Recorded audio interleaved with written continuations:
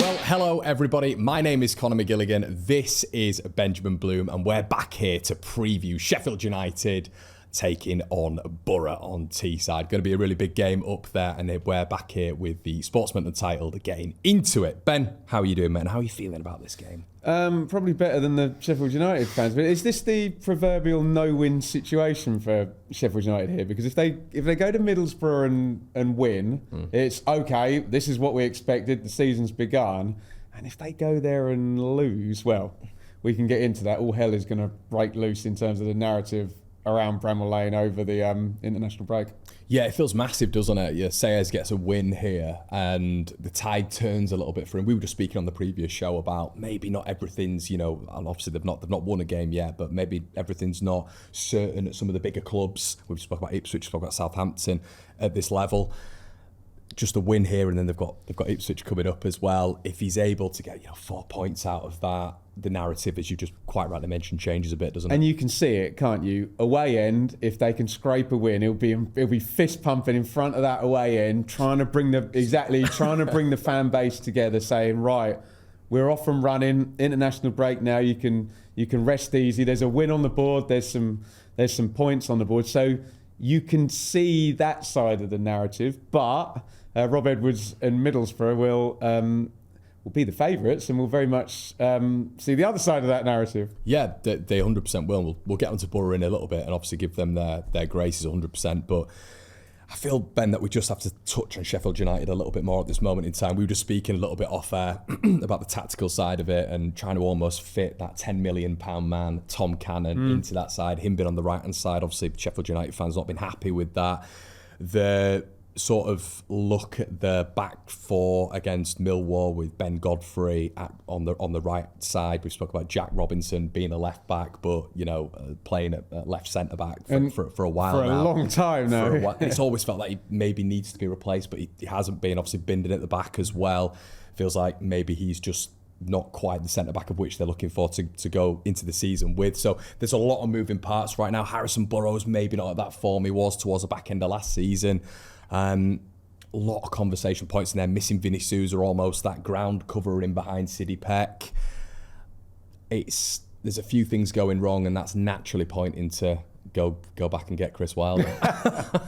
Well, when you kind of lay out who's in the team now, and moreover who's not in the team, that you would have had Hamza Chowdhury at right back. You'd have had Ahmed Hodzic in at centre back as well, and Vinny Souza is obviously a big miss, and Braksaki as well. Yeah. When you look at the 11 that started the last game and the front six, we had Harmer, O'Hare, Barry, Campbell, and Cannon. Yeah. That's 5 of the front 6. So on the one hand, you're like, wow, Ozzy Ardiles, Spurs side, goals, and attacking players, but you do worry a little bit about the balance, and people like O'Hare and Harmer, and they're back in the midfield 3 basically.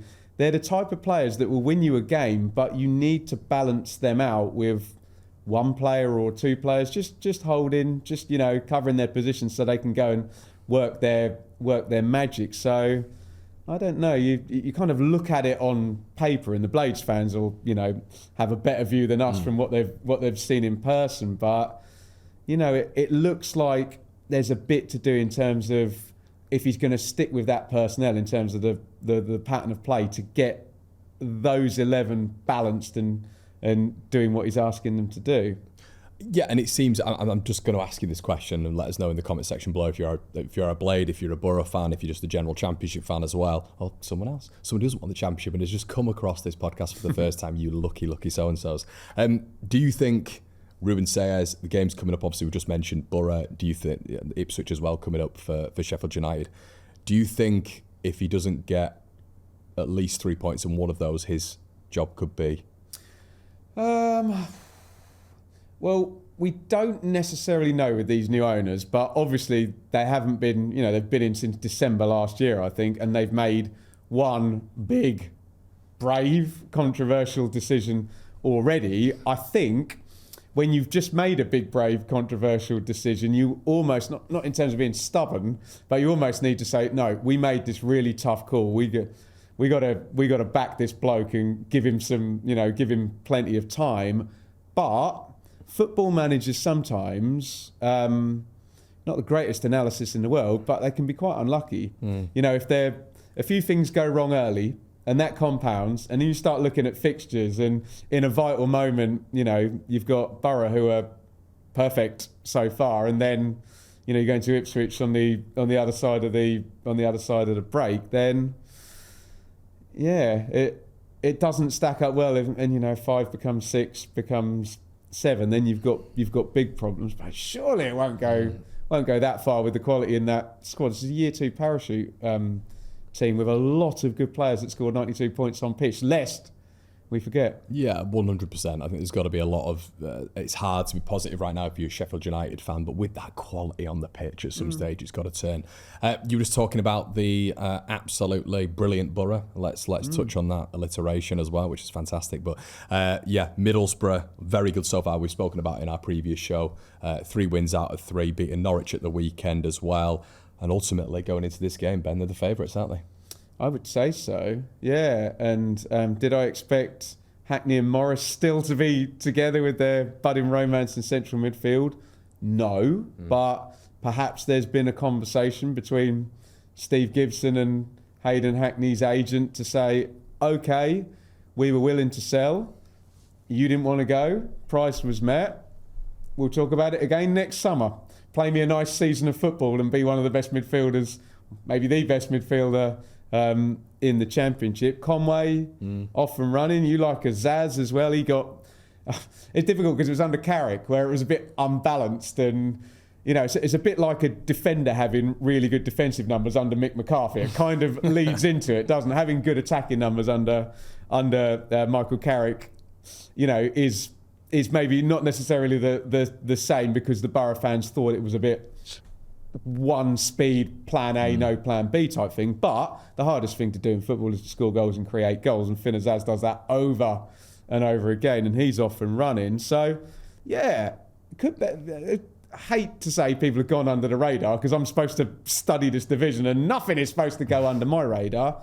But no, I didn't really have them in the conversation. I thought, okay, let's let Rob Edwards have a bit of time, probably a bit of transition. But as we've discussed on the main show this week, the sides that seem to be doing all right are the ones that haven't had mass upheaval. And I know Vandenberg was sold, wasn't he? And, there's been to-ins and throw-ins. But in the main, it's a lot of the players that were there. No, is that necessarily fair? Because they've replaced the centre-backs, both sides, haven't they? So maybe I need to give Rob Edwards more credit that he's fashioned a perfect winning run in August, and we didn't really expect it, did we? No, and I think it's really important to touch on that.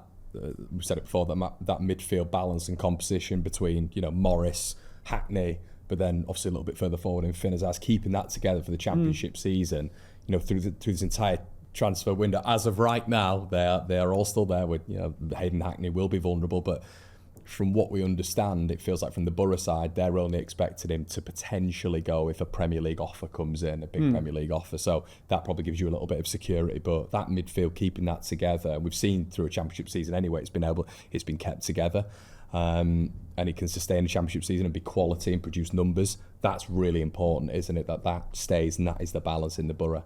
That's the special sauce. But then you look at a couple of the signings, Jones from Hull and Britton from Blackburn. Callum Britton, yeah. They know the league, don't they? You're bringing in players, and you've got, say, a Luke Ayling in there as well, who's played 6,000 games or whatever. You need those lieutenants around you, kind of young, talented players. But it's just going to be fascinating. We talked before the season, and we wondered, are we going to see Forest Green style marauding wing backs going forward, and a front three putting loads of numbers up, or are we going to see what was there at Luton, where he took a side that was good with the direct football and very solid, and took them to the Premier League? And we kind of wondered what we were going to get, and I suppose it's erring a bit more to the Forest Green side of it at the moment. But can we get the best of both worlds? And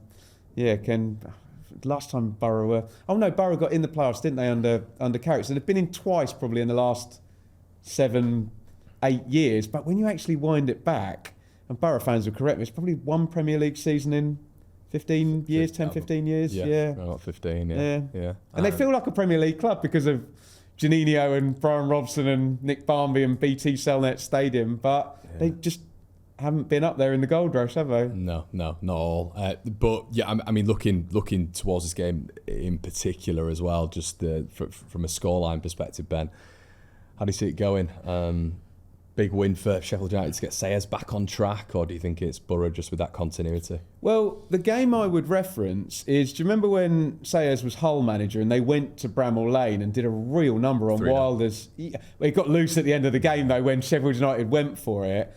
But then again, do this Sheffield United team have the players to do that compact, intense, do the ugly stuff and wait for the mistake and capitalise on it thing? I don't think Gus Harmer and Callum O'Hara, that's kind of their vibe, really, is it? So, I don't know, it'd be lovely to think we've got a nice open game of football and both teams to score. I still got Boro as favourites, Connor. I just feel with the intangibles at the moment and the home advantage as well. Yeah, and I guess we have to look at as well, from time of recording as well, there's huge rumours that Tanganga, obviously Millwall, will be joining Sheffield United, so bear that in mind. But that will be, if we're just talking about that hypothetically, that looks like that'd be a massive signing right now for Sheffield United if it did happen, Ben. I think he could play in the Premier League, couldn't he, Tanganga? Yeah. Yeah, I'm quite surprised there hasn't been that release clause activated. I wonder why that is. There's a little bit of depth. But yeah, guys, that's going to be it for the Boro versus Sheffield United preview. Please let us know what you think in the comment section below, and do that dreaded thing, leave your score predictions in the section below so we can come back and berate you. I'm only joking, of course. But please make sure you like, comment and subscribe to the channel, and we'll be back very soon.